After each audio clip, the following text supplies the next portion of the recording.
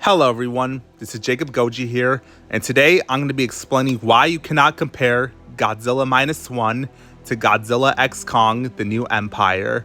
So you may be asking, why are you making this video? Well, I'm making this video because I've seen some people like critics on Rotten Tomatoes comparing GXK to Minus One, but people just don't understand that these movies are both incomparable. And there's some fanboys who do think that Godzilla Minus One is superior to GXK, but that's why we're here today, and that's why I'm going to be explaining the 5 reasons why both Godzilla X Kong: The New Empire and Godzilla Minus One are incomparable. So, let's get started.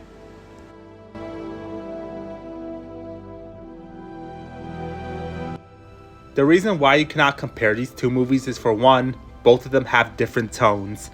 Like, Godzilla X Kong: The New Empire has a wacky and fun tone, while Godzilla Minus One has a more grounded, dark, and serious tone, much like the 1954 film. And another difference is that in Minus One, Godzilla is portrayed as the bad guy, like how he was in 1954, where he's a destructive force of nature. But in Godzilla X Kong: The New Empire, however, Godzilla's the hero in the movie, like an action hero, where he's the protector of Earth, but still a force of nature, much like his other incarnations. And he teams up with Kong to fight Scar King and Shimo. Yeah, I know, Godzilla 2014 was dark, grounded, and serious. Yeah, the MonsterVerse did start off as grounded from Godzilla 2014, Kong Skull Island, and King of the Monsters. But ever since Godzilla vs. Kong, that's when the MonsterVerse started becoming more goofier. Like, the monsters started moving much more faster, and it wasn't, pretty much that. But I know the Heisei era did have like a grounded tone, but most of the movies weren't like serious or dark either. And I'm gonna be honest, I don't mind if Godzilla is like wacky and fun and serious at the same time though, because monster movies don't have to be dark and serious, but they should have some heart in them. But if the Godzilla franchise was just serious and dark and depressing, then people are gonna get bored of it.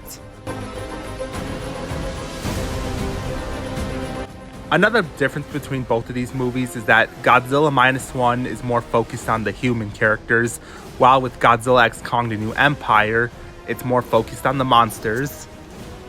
I've known that human characters have played a major role in Godzilla movies, mainly the Toho films, but that's what we always seen in the in Godzilla movies already. I mean, I do like human characters like Dr. Serizawa and the human characters in Minus One, which we all know Minus One does have the best human characters.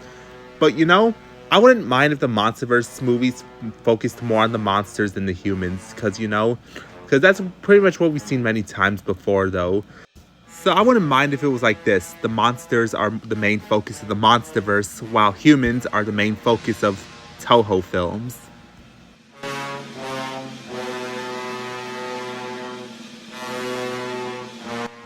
Another reason is that Godzilla X Kong is another Godzilla and King Kong crossover film, while Godzilla Minus One is a solo Godzilla movie. Yeah, I don't know why it would make sense to compare a crossover movie with a solo movie. Like, that doesn't make any sense.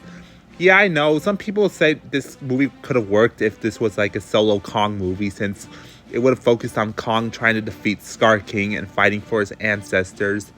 But, think about it.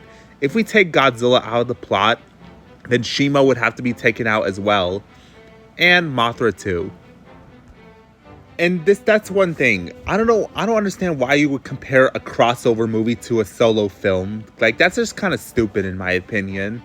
I mean, I find Godzilla X Kong: The New Empire more comparable to Godzilla vs. Kong.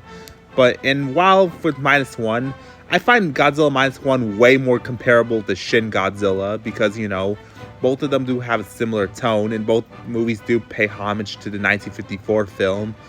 But yeah, I just don't get why you would compare a crossover film, with a solo Godzilla movie, because it's another Godzilla and King Kong crossover movie. Like, this is pretty much Godzilla vs. Kong 2, but except, Godzilla and Kong don't fight in it.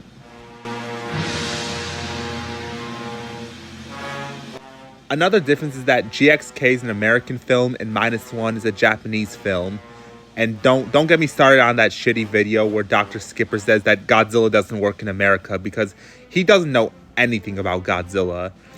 Yeah, I know that Toho and a lot of people did hate Godzilla in 1998 because Godzilla in this movie was very unfaithful to the king of the monsters we all know and love. And if you don't know, the 1998 version of Godzilla is not Zilla from Final Wars because Godzilla 1998 is a standalone film and doesn't make any connection to other Godzilla movies.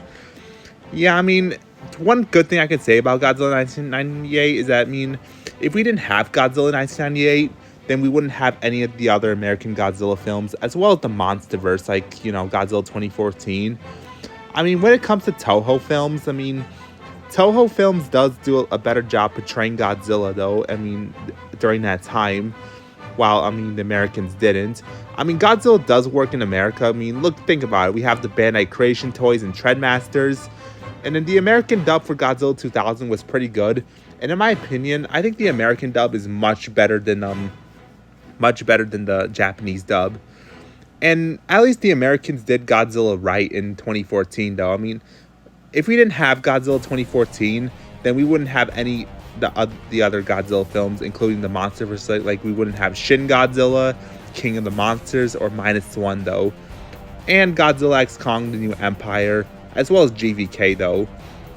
So yeah, I don't know why you would compare an American-made film to a Japanese film because both of them are made by two different studios. Like Godzilla -1 is made by Toho and GXK is made by Legendary.